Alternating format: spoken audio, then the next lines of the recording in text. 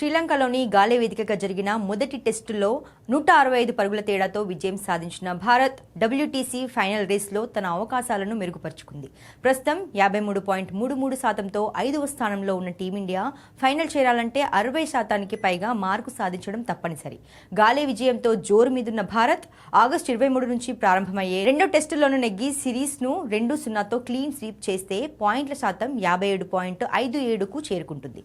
అయితే గతేడాది స్వదేశంలో సౌత్ ఆఫ్రికా చేతిలో ఎదురైన 2-0 ఓటమి జట్టును తీవ్రంగా దెబ్బతీసింది. ప్రస్తుత పట్టికలో Australia, south Africa, New Zealand, Bangladesh తొలి 4 స్థానాల్లో ఉన్నాయి.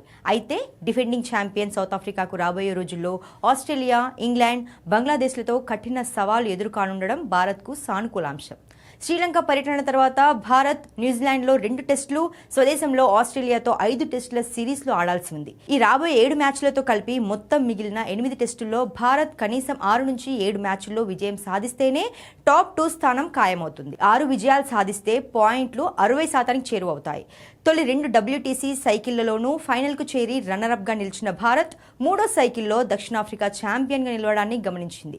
ప్రస్తుత సైకిల్లో కివీస్, ఆస్ట్రేలియాతో జరిగిన కఠినమైన మ్యాచ్లు టీమిండియా ఫైనల్ అర్హతను నిర్ణయించడంలో అత్యంత కీలక పాత్ర పోషించనున్నాయి. రాబోయే సిరీస్లలో ఆటగాళ్లు రాణించి ఆశించిన ఫలితాలు సాధిస్తేనే భారత్ హ్యాట్రిక్ సార్లు డబ్ల్యూటీసీ ఫైనల్స్ గడప తొక్కగలదు.